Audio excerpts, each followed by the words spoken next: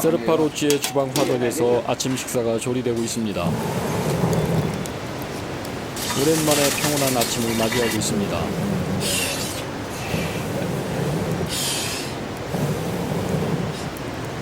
앞촌으로 랑탕에서 며칠째 발이 묶여 있다가 어제 빗줄기가 약해진 틈을 타서 급히 하산에 도착한 곳이 이곳 라마 세르파로치입니다.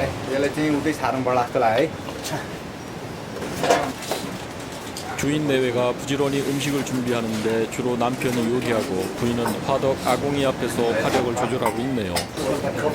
कॉफी एउटा कॉफी बनाइदिनुले के मिल्क कॉफी कि ब्ल्याक कॉफी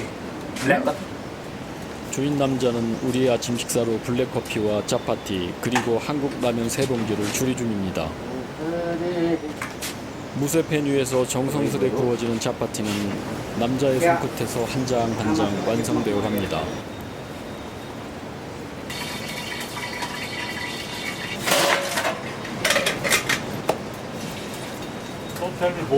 아침 식사 후 세르파로치에서 본격적인 하산 준비가 시작됩니다. 오늘은 카트만두에 도착하는 날인데 아름다운 설산을 떠나야 하는 아쉬움과 산중의 고립에서 벗어나는 해방감이 공존합니다. 젊은 마부가 이민 가방을 끈으로 단단히 조여매고 있습니다. 그는 현지 스텝 갸르부를 대신해 하산길에 동행하는 탐황족 청년입니다. 말의 표정이 어둡네요. 그의 주인 갸르부가 없어서 화가 나 있는 것입니다.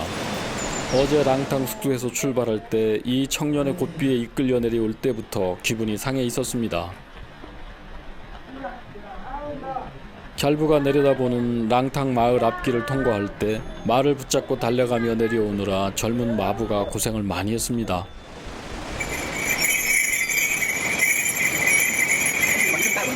마부는 말방울 목에 채웁니다. 말은 아직도 화가 덜 풀려 있습니다. 방울 착용은 좁은 피탈길 통행 중 말의 존재를 알려 교행 사고를 예방하는 안전장치입니다.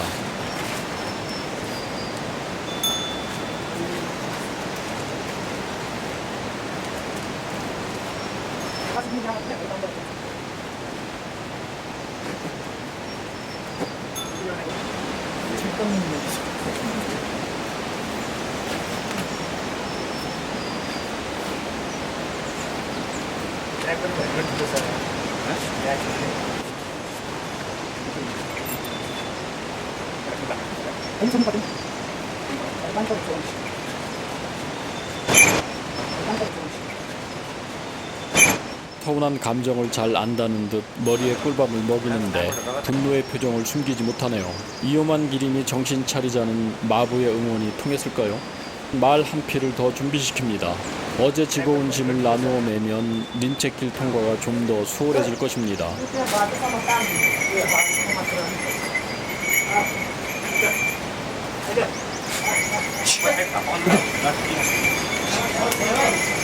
우리는 롯지 주인장의 배웅을 받으며 사브로비시로 출발합니다.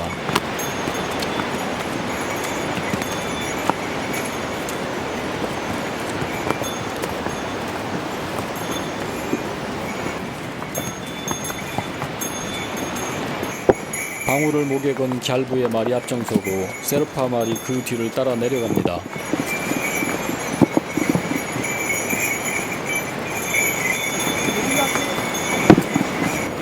거친 숨을 몰아쉬며 산길로 오르는 사람을 보니 길을 힘겹게 올랐던 기억이 떠오릅니다. 특히 강 작가가 많이 힘들어했었는데 어느새 우리는 고산 일정을 무사히 마치고 도시를 향해 내려가고 있습니다.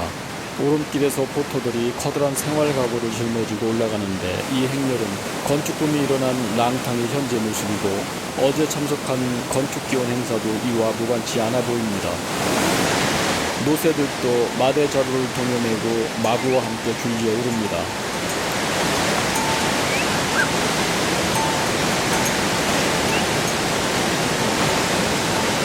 노새는 위계질서가 뚜렷하게 지켜지는데 혹여 뒷줄의 젊은 말이 무리 앞으로 나설 경우 가차없이 공격당합니다.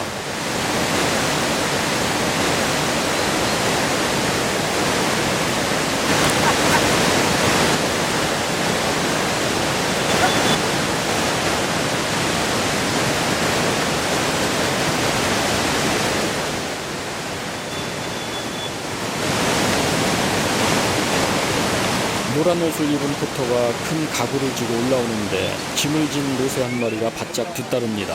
저는 노란 옷을 입은 포터를 이내 알아볼 수 있었는데 그는 지난 며칠 전 목재를 머리에 이고 비 내리는 랑탕 마을길을 매일 가로질러 올라가던 사람입니다.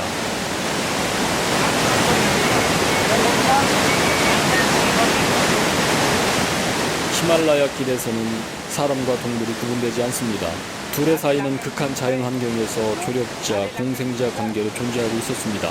히말라야 트레킹 수칙에 동물과 보행 시 사람은 위쪽 편 길에 서라고 나옵니다. 그러나 노란 옷 포터는 절벽 쪽 아래 길로 비켜서서 노새에게 위쪽 길을 양보했습니다.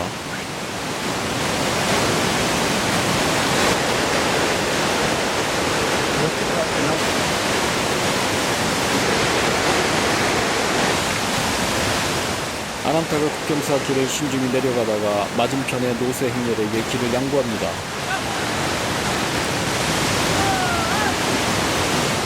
여러 마리로 구성된 긴 행렬로 세 번째와 네 번째 노새 사이에 마부가 한 명씩 위치하고 말들을 격려하거나 통제하며 같이 오릅니다.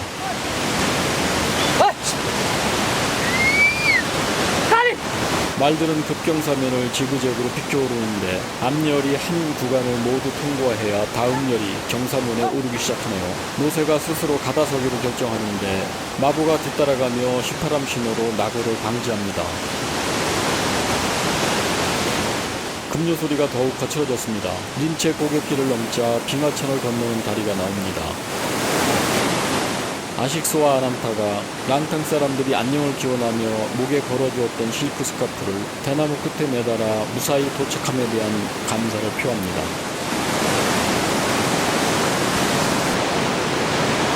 이제 급경사 구간을 벗어나 비교적 완만한 정글 트레킹이 시작되는데 특히 이곳 뱀브로츠에서 거센 빙하 물줄기의 장관을 한눈에 볼 수 있습니다.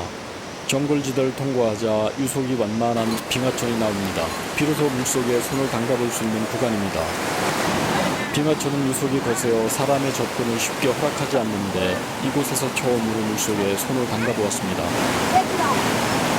여기서 한 구비만 넘으면 파레 호텔 롯지가 나옵니다. 산책 나온 아이와 함께 호텔에 도착합니다.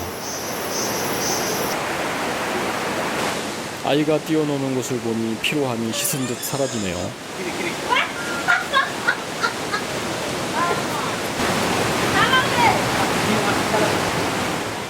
호텔에서 나와 저 긴 다리를 건너면 우리의 중간 목적지 사브로비시에 도착할 수 있습니다.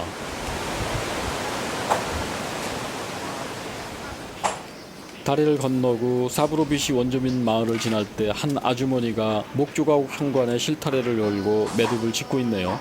전통 문양이 새겨진 매듭줄은 아름다운 색과 부드러운 감촉, 강한 강도까지 갖추고 있어 실생활 속에서 요긴하게 사용되는데 특히 고산족들이 매듭줄로 짐을 묶어 이마에 지지하고 걷습니다.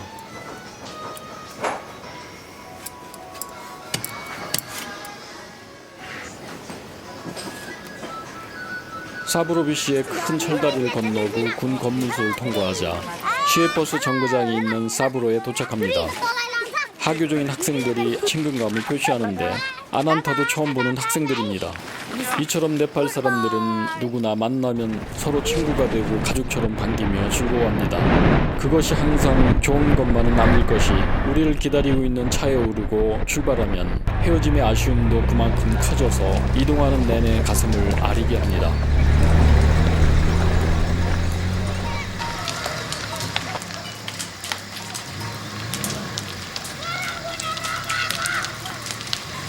지프가 험한 오프로드 외길에 들어서니 마침 승객을 지붕 위까지 태운 커다란 슈퍼버스가 요란스레 다가오는데 버스와 우리 차량 사이를 염소와 아이들이 왁자지껄 지나갑니다.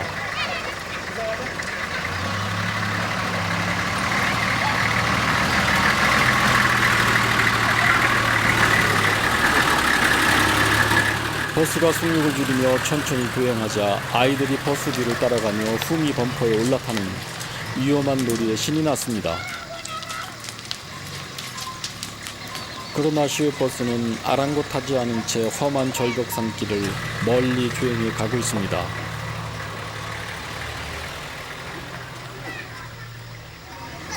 우리도 염소뼈를 헤치며 나아갑니다. 아난타가 차에서 내려 염소를 몰고 길을 내면 차는 그 뒤를 따라 천천히 진행합니다.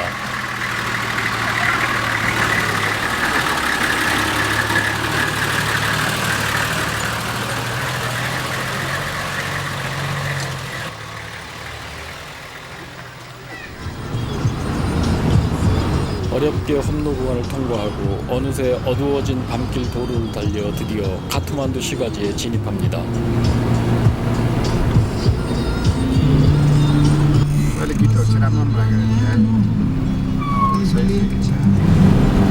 밤 9시가 돼서야 우리는 카트만두 숙소에서 무사히 여장을 풀 수 있었고 기진맥진 늦은 저녁 식사를 하고 하산 일정을 마무리했습니다. 만약 그날 저녁 누군가 우리와 같이 식사를 했다면 일행이 한바탕 싸우기라도 한 줄 알았을 것입니다.